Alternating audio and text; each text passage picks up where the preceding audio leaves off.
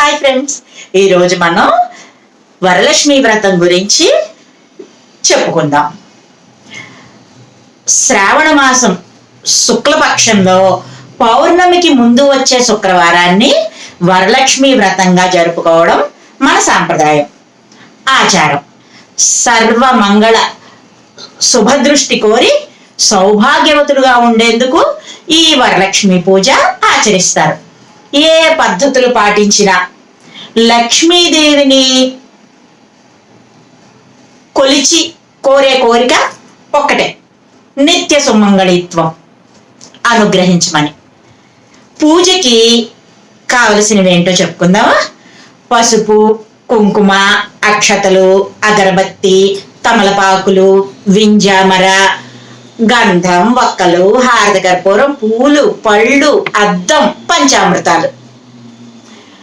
ఇంకా దీపారాధనకు ఉంది హారతి పళ్ళం, గంట, పంచపాత్ర, ఉద్ధరణ, చేయి కడుక్కునే పళ్ళం, వస్త్రాలు, యజ్ఞోపవీతాలు పత్తితో తయారు చేసుకుని పెట్టుకోవాలి. ఇంకా ఆవు నేతిలో తడిపిన ఒత్తులు, మామిడాకులు, రవికెల గుడ్డ, కలసం చెంబు, కొబ్బరికాయలు, వడపప్పు, పానకం, తోరములు, ఇంకా నానబోసిన శనగలు.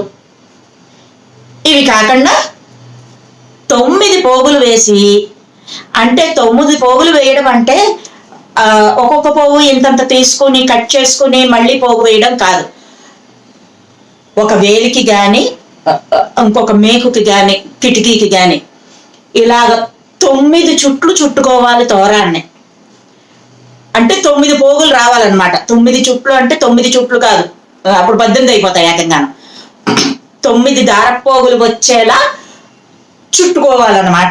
ఇలా రౌండ్గా చుట్టుకొని అప్పుడు చివరగా దారాన్ని తెంపుకొని తోరపు దారాన్ని అప్పుడు దానికి పసుపు రాసి 9 ముడులు వేసుకొని, ఆ ముడులు వేసేటప్పుడు మధ్యలో ఏ పువ్వో మధ్యలో వేసి కట్టుకొని ఆ 9 పోగుల తోరాన్ని కూడా అమ్మవారి దగ్గర పెట్టుకోవాలి. ఆ అమ్మవారికి 9 ముళ్ళు వేసినా పర్వాలేదు, 9 పోగులు 9 ముళ్ళు వేసినా పర్వాలేదు, లేకపోతే 3 పోగులు 3 పోగులు 3 ముళ్ళు వేసినా పర్వాలేదు. అమ్మవారికి ఒకటి, పూజ చేసుకునే వాళ్ళకి ఒకటే అన్నమాట. అది కూడా రెడీ చేసుకొని దేవుడి దగ్గర ఉంచుకోవాలి. ముందుగా పసుపు గణపతిని, గౌరీదేవిని ఒక తమలపాకులో పెట్టి చక్కగా పూజాపీఠం మీద బియ్యం పెట్టి దాని మీద పెట్టి పూజించాలి. తర్వాత కలశ పూజ, తోరగ్రంథి పూజ చేయాలి. వరలక్ష్మీదేవిని ఆవాహన పరచి షోడశోపచార పూజ, అథాంగ పూజ, అష్టోత్తర శతనామ పూజ, ధూప దీప నైవేద్యాది నీరాజనాలు ఇచ్చి తాంబూలం కూడా సమర్పించాలి. మంత్రపుష్పం సమర్పించి మంగళహారతి ఇచ్చి అప్పుడు తోరాన్ని చేతికి కట్టుకోవాలి. ఎవరి సాయం తోటైనా తోరబంధనం చేసుకోవచ్చు. ఆ బంధనం చేసేటప్పుడు వాళ్ళతోటి చెప్పాలన్నమాట.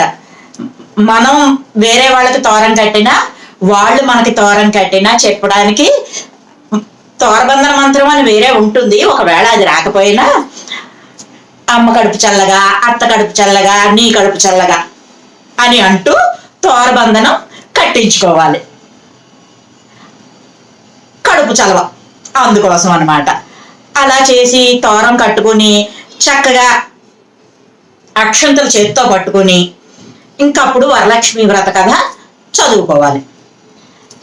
కథ పూర్తయిపోయిన తర్వాత ఆ అక్షతలు కొన్ని వరలక్ష్మీదేవి మీద వేసి మిగిలినవి కొద్దిగా మన్నెత్తి మీద, మిగిలిన కుటుంబ సభ్యులందరికీ కూడా శిరస్సుమైన ధరించి ఆశీర్వచనాలు, ఆ తల్లి అనుగ్రహాన్ని పొందాలి. ఇప్పుడు మనం వరలక్ష్మి వ్రత కథ ఒకసారి చెప్పుకుందాం. ఒకనాడు పరమేశ్వరుడు కైలాసగిరి యందు సకల మునిగణ సమేతుడై సేవితుడై ఉండి, అందరూ లోకానికి మనం ఏ రకమైన ఉపకారాన్ని చేయగలం, ఏ రకమైన ఉపదేశాలను ఇవ్వగలం అనేటటువంటిది చర్చించుకుంటూ ఉన్న సమయంలో పార్వతీదేవి ప్రాణేశ్వర, స్త్రీలు సకల ఐశ్వర్యములు కలిగి ఉండటానికి ఆచరించగలిగిన వ్రతం ఏదైనా ఉందా అని అడిగింది. అప్పుడు పరమేశ్వరుడు, దేవి, వరలక్ష్మి వ్రతము స్త్రీలకు సకల సౌభాగ్యములు కలగజేస్తుంది. దానిని శ్రావణ మాసమందు పౌర్ణమికి ముందుగా వచ్చే శుక్రవారం నాడు చేయాలి అని చెప్పాడు. ఆ వ్రతం ఇంతకు ముందు ఎవరైనా ఆచరించి తరించారా అని అడిగింది ఆవిడ. ఆ కథని తెలియచేయండి నాకు, ఆ వ్రత విధిని ఎలా చేయాలో చెప్పండి అని పరమేశ్వరుణ్ణి అమ్మవారు అడిగింది. అప్పుడు ఆయన, పూర్వం మగధ రాజ్యంలో కుండిన నగరము అనే పట్టణం ఉంది. అది చాలా సంపన్నమైనటువంటి నగరము. బంగారు గోడలతోటి, ప్రాకారాలతోటి, సకల సమృద్ధిగా సంపదలతో అలరాడుతూ ఉండేది. ఎందుకంటే ధర్మాన్ని తప్పనేటువంటి జీవనం కొనసాగిస్తూ ఉండేవారు ప్రజలు.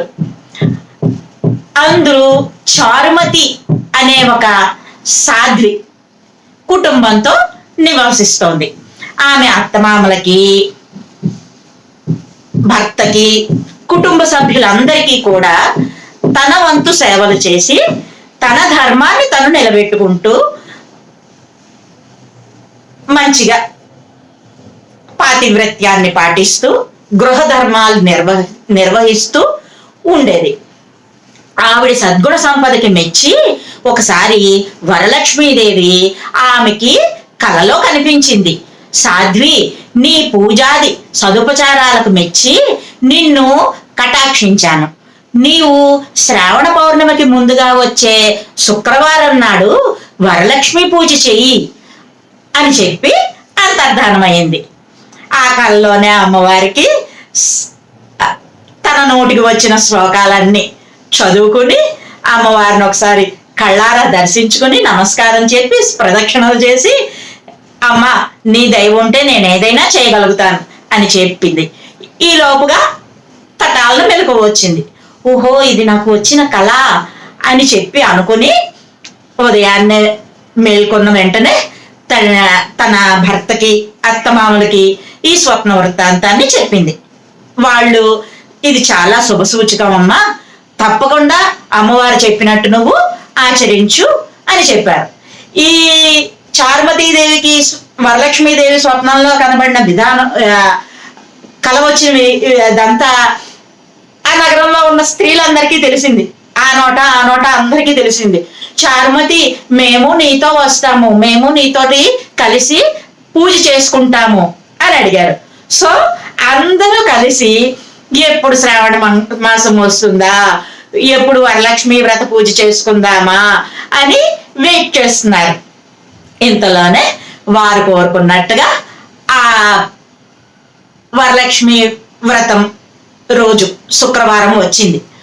వాళ్ళందరూ కలిసి, స్త్రీలందరూ కలిసి, ముత్తైదువులందరూ కలిసి స్నానాది కార్యక్రమాలన్నీ పూర్తి చేసుకుని ఒక చోట చక్కగా ఆవు పేడతో అలికి బియ్యంతో మంటపం ఏర్పాటు చేశారు. మామిడి ఆకులతోటి కలసం కూడా పెట్టి అందులో వరలక్ష్మీదేవిని ఆవాహనం చేశారు. వారందరూ నిండైన భక్తితో, మనస్సు నిండా ప్రేమతో, అమ్మవారి మీద నమ్మకంతో ఇలా కొలిచారు. లక్ష్మీం క్షీర సముద్ర రాజతనయాం శ్రీరంగధామేశ్వరీం దాసీభూత సమస్త దేవ వనితాం లోకైక దీపాంకురాం శ్రీమన్మందకటాక్షలబ్ధ విభవద్ బ్రహ్మేంద్ర గంగాధరం త్వాం త్రైలోక్య కుటుంబినీం సరసిజాం వందే ముకుంద ప్రియాం అని అనేక రీతుల అమ్మవారిని భక్తితో కొలుచుకున్నారు. 9 పోగులు, 9 ముడులు వేసిన తోరాన్ని అందరూ చేతికి కట్టుకుని యథాశక్తి లక్ష్మీదేవికి ఫల, భక్ష్య, పానీయ, పాయసాదులు నైవేద్యంగా సమర్పించారు. ఆత్మ ప్రదక్షిణం చేశారు. మొదటి ప్రదక్షిణం చేసిన వెంటనే కాళ్ళ దగ్గర గల్లు గల్లుమని శబ్దం వచ్చిందంట. ఏంటా అని చూసుకునేటప్పటికి కాళ్ళకి అందెలు మొదలైన సువర్ణాభరణాలు వాళ్ళ కళ్ళకు కనిపించాయి. అంతే, రెండో ప్రదక్షిణ చేసిన వెంటనే హస్తభూషణాలు చేతులకి దగద్ధగాయమానంగా మెరిసినాయంట.